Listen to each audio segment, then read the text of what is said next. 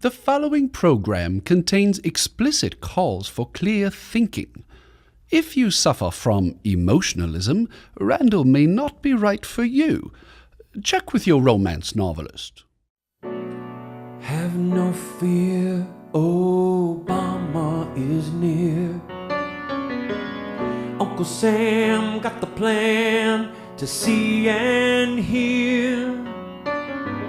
Where you stay, where you go, what you say, who you know, for your security, oh baby.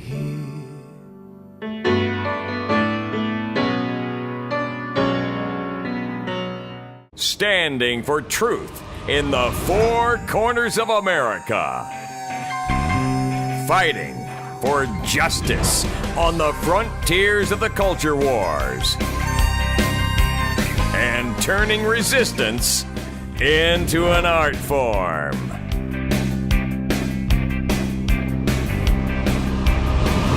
Randall Terry.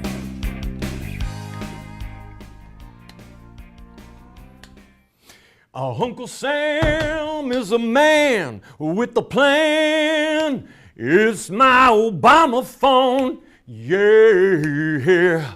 Oh, ladies and gentlemen, President Obama has given us more material than we even know what to do with. He was on Charlie Rose talking smack and didn't even know what country bordered Israel and Jordan and Syria. Somebody slap me! Oh. Doctor, is there a doctor in the house?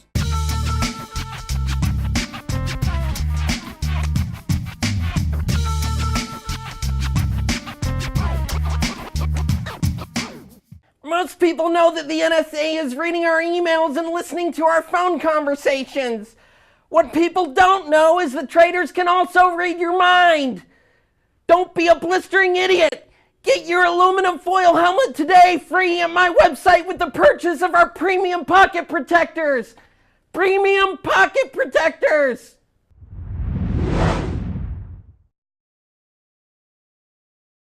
Now you listen here, people. There are many friends, neighbors, relatives, and well-wishers, not to mention evildoers, who do not understand the means and machinations of this here program.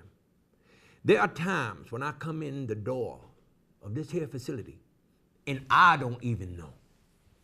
I literally am so confused, I don't even know which accent I should use. Do I go to an African-American thing? Do I go to a Deep South thing? Do I go to a New Yorker? You talking to me? And the only way I can bring myself out of the spiral is to just dial the NSA, say, where am I? Where am I? Operator, would you trace this call and tell me where I am? NSA, would you please help me? What was I emailing my friends last night? Where was I going with this? And they say, oh, Mr. Terry, thank you. This is where you're headed. Whew, I feel better. Yeah, I make this up as I go. All right. I'm not making this up. President Obama appears to have lost his way. Can I get away with everything I just said? Am I all right here? People in the audience are like, he's scaring us. President Obama, as you probably know by now, did an interview with Charlie Rose. Charlie Rose is actually a pretty good interviewer. The White House handpicked him. Don't get me wrong. They handpicked him, and they did not allow the president, or the president did not allow himself, to be questioned ahead of, or rather spontaneously, by a room full of journalists. They would eat his lunch.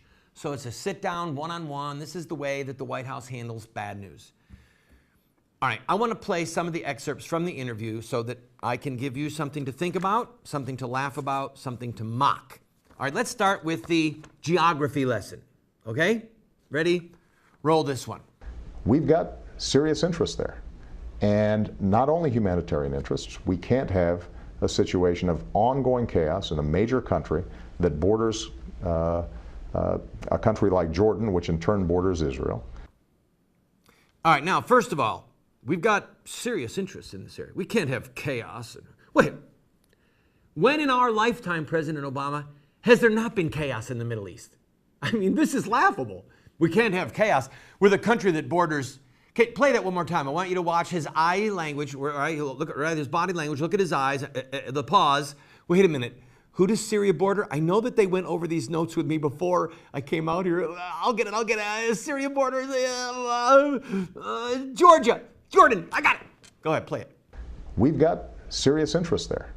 And not only humanitarian interests, we can't have a situation of ongoing chaos in a major country that borders a country like Jordan, which in turn borders Israel.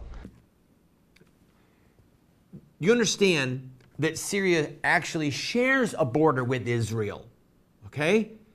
Yeah, they share a border with Jordan, but they share a border with Israel. They share a border with Lebanon. And the primary flow of terrorism from Syria has been coming through Lebanon, through Hezbollah, okay? So this is nonsense. This is a red herring. I will come back to this later in the program.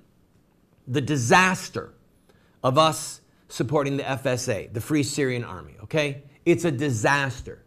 And if you think Fast and Furious was a bad plan with U.S. guns being used to kill U.S. intelligence officers or FBI men or drug enforcement officers, wait till you see what happens over time with the munitions that we give to cannibals, okay?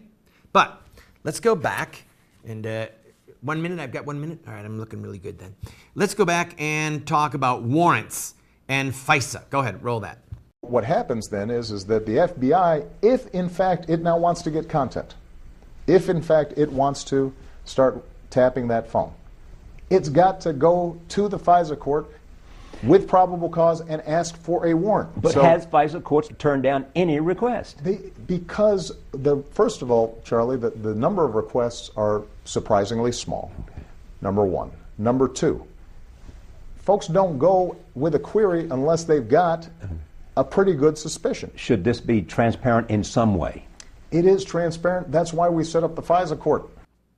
All right. First of all, in case you don't know, FISA stands for the Foreign Intelligence Surveillance Act. A FISA court is a foreign, foreign? The court was set up to have surveillance on foreigners?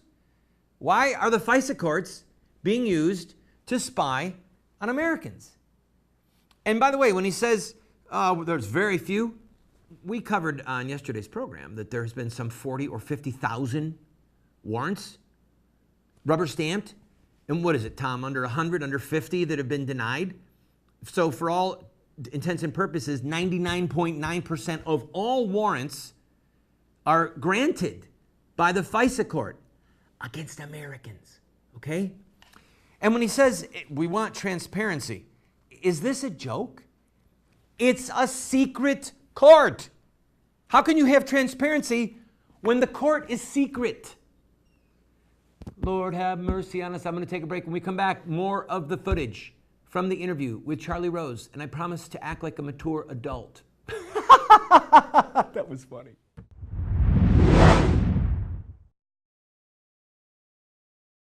Do you want to get America out of the hands of wicked and unjust men and women who are destroying the republic before our eyes, and put leadership back into the hands of righteous men and women so that we don't die as a nation? Well, you're talking about social revolution, and there are rules in social revolution. We can look at the victorious social revolutions of the past, such as the end of slavery, the end of child labor, women's voting rights, the end of segregation, and so much more, and learn from their victories. Look at their actions, their images, their rhetoric, their sacrifices, and their final fruit. We will send you this series that originally cost $129, 7 books for students, 1 teacher's guide, if you'll give a gift of any size and just pay for shipping and handling. Take advantage of it today. Hi friend, I'm Randall Terry. George Washington said, "Few men have virtue to withstand the highest bidder."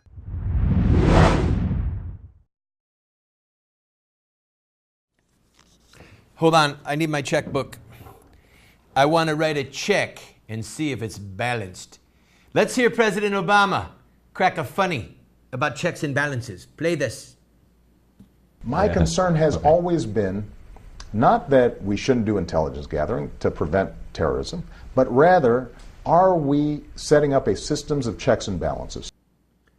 Now, in all seriousness, the phrase checks and balances comes out of the debate over what type of government we should have, and that's why we have three distinct branches, the legislative, the executive, and the judiciary, okay?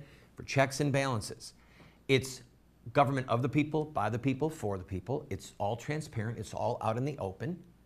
You can't have checks and balances when you are spying on hundreds of millions of Americans secretly. How can you possibly have a check and a balance when there is surveillance going on, originating with a court order from a foreign surveillance intelligence act court, okay? This is supposed to be a court that deals with foreign surveillance. How can you have checks and balances on something that is patently illegal and unconstitutional on its face? Think about it. That'd be like King George saying, we want checks and balances. We want the colonists to do what we tell them. What's the big deal? All right, play that last clip first. What I can say unequivocally is that if you are a U.S. person, the NSA cannot listen to your telephone calls, and the NSA cannot target your emails. And have not. And have not. They cannot and have not, by law and by rule, and unless they, and usually it wouldn't be they, it would be the FBI, go to a court and obtain a warrant.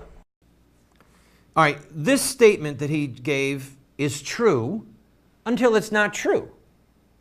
At any point, they can have a change of the rule. At any point, they can just say, well, just listen to it. The data is all stored. And by the way, they said, well, the FBI has to go and get a warrant. How do you think that they have been recording the emails and the chats and the phone calls of every American citizen? With a warrant, okay? The NSA and the FBI went and got a warrant from a FISA judge who rubber stamped it and said, we're going to give you permission to collect the personal data, effects, phone calls. I mean, you can't use them all right now. Just store them somewhere safe in case we need them later. We're going to give you permission. We're going to sign this warrant for you to spy on every American. I want to say two things. Number one, God help us if this goes away. You might remember that some of our team went and protested against Pete King, the new Joe McCarthy. And the Washington Post a couple days ago did a story, Where Are All the Liberals? And talked about our team being down there and the dismay of the writer when he found out that these were a bunch of right-wing conservatives who were decrying the treacherous and traitorous acts of Pete King. Not to mention Obama, but Congressman Pete King, a Republican. He was bemoaning the fact that there was not more outcry from the left. The worst thing that could happen is that this just goes away. Because if it goes away, and there's not a policy change, if there's not somebody who looks into the abyss and backs up and hits delete, then the Republic as we know it is dead, okay? The second thing, I want to talk for just a minute about Edward Snowden. Snowden, while Obama was having his interview with Charlie Rose, almost at the same time that was airing, Snowden was having a live chat. Well, in his live chat and in his discussions, he made clear that the Obama administration had been looking at some Chinese data. He shouldn't have done that, okay? He just shouldn't have done that. Communist China is not our ally, all right? Now, he did mention that the U.S. government is spying on the citizens of our allies. Whether Snowden ends up giving any classified information that could harm America's interests remains to be seen. Hopefully he won't. He says he hasn't. He said in his chat that he went out of his way. In fact, I will read to you if I can get it quickly. He said, let's be clear. I did not reveal any U.S. operations against legitimate military targets. I pointed out where the NSA has hacked civilian infrastructure, such as universities, hospitals, and private businesses, because it is dangerous. These nakedly, aggressively criminal acts are wrong no matter the target. So he is making clear that he basically exposed that the U.S. government is spying on Americans. What we have to be careful of is that we do not make Snowden the point, the issue, the central figure. He's not. Let's just assume we find out he's a total dirtbag. All right, so what? The point is not whether he's a good man, a bad man, a saint, a hero, a traitor. The point is that the U.S. government is spying on its own citizens. That's the point. And if we allow the main networks or the Washington Post or the New York Times or Fox TV, which is now seems to be jumping on the bandwagon of beating up Snowden, if we allow Snowden to become the issue, then we have become victim of chasing a shiny thing. Oh, look over here. Look at this 29-year-old, so aggressive, so arrogant. He's a traitor. Look what he did. It's not the issue. It's not the issue. The issue is that they have been spying on us, and that the Third and the Fourth Amendment to the Bill of Rights have been set on fire, put into a dung heap, have been trashed, have been thrown down the toilet. Use your word picture.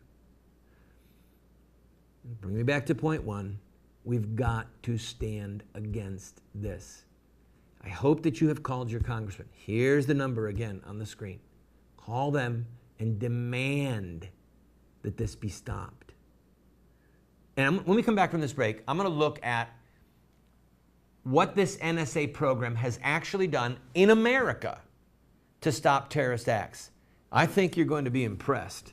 It's somewhere in the, I won't tell you the percentage rate. I'll be right back.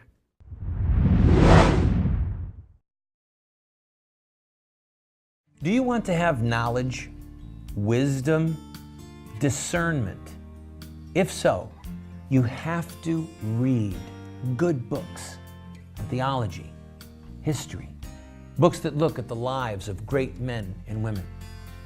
So to help you to become a more effective Christian, a better witness for truth, somebody who can engage in productive conversation that exhorts and edifies those that you speak with, we're going to do something crazy.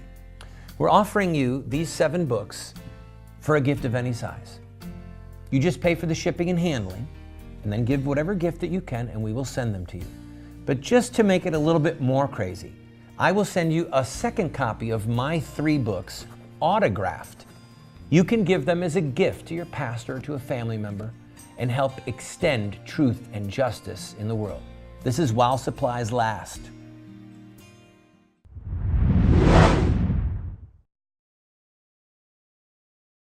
Welcome back to the program, friend. I want to get their names right. Peter Bergen and David Sturman are both experts at some level on foreign policy, and they decided, hey, General Keith Alexander, the director of the NSA, has made these statements that dozens of terrorist plots in America have been foiled because of PRISM.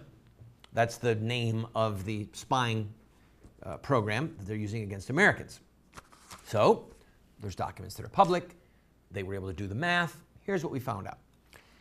42 homegrown terrorist plots have either happened or been foiled since 9/11.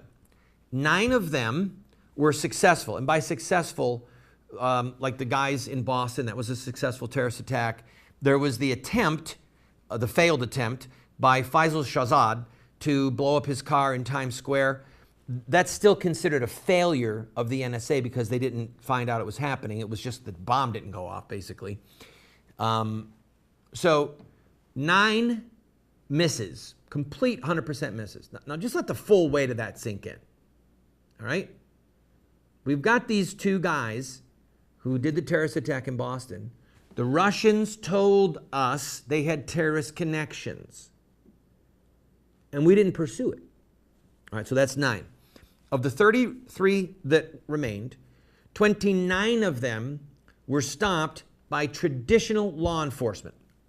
That means stuff like a tip.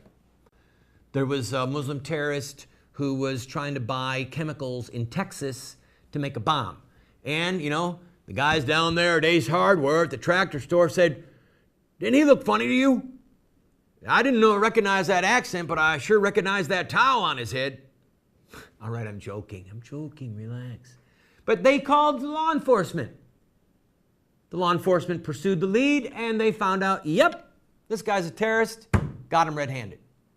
Over half of the other ones were foiled by informants. Okay? Good old-fashioned police work. All right? Of the remaining ones, the big one that they're touting is Zazi, the guy who was driving across the George Washington Bridge. There is little or no evidence that Zazi was stopped because of PRISM. They have emails going back and forth from an Islamic or a devout Muslim with a known terrorist overseas, and they nab him. That'd be easy to get a warrant for that. It'd be easy to spy on one guy. All right? 1, 2, 0. These guys literally could not ascertain if even one terrorist attack was stopped by the NSA program that is gathering basically all personal data of every single American who has a phone or an email account. All right, more people die in a bathtub. You understand? Do you understand? More people die in a bathtub every year than have been killed by terrorist attacks. This is nonsense, people. We're being sold a bill of goods. I'll be right back. I want to talk about Iran's new president, Syria, something important, trust me.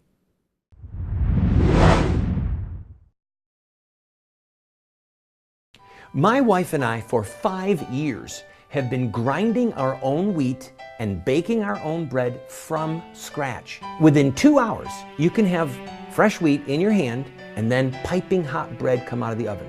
The most nutritious and delicious bread you will ever have. And we do it for under $1 a loaf. Call Paula's Bread and find out about this grain mill and the mixer and how it can save you money and change your life. Hi friend, I'm Randall Terry. Thomas Jefferson said, "A Bill of Rights is what the people are entitled to against every government, and what no just government should refuse or rest on inference."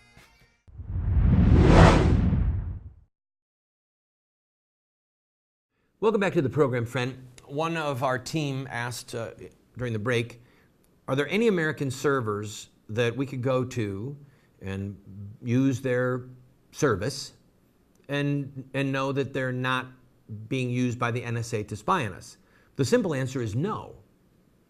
Because the law is written in such a way and the court orders are distributed in such a way that the companies, Google, Facebook, etc., are required to lie to their customers. Now think about that. We still don't know what Facebook and Google and Microsoft and Apple have been ordered to do because they are required by law to not disclose to the public what they have been ordered to do. Think about it. They are required to lie to us by law. They have been shanghaied to become the tools, the soldiers in the NSA's surveillance army. The phone number for Congress is on the screen. I encourage you to call. Now, some of you are saying, well, you know, if it's working, well, like I said in other shows, let's just build a big concentration camp. Let's just build a big cage. Because at the end of the day, this is about fear. Let me quickly explain. We'll pick up here tomorrow if we need to. They have all this information. Members of Congress have even said, wait a minute, what could this be used against us for leverage someday? Holder said, let's talk about that later. The answer is, yes, it can be used. Leverage is the polite word for blackmail. It's about fear. At the end of the day, the government wants us to be afraid so that we will submit. At that point, freedom is dead.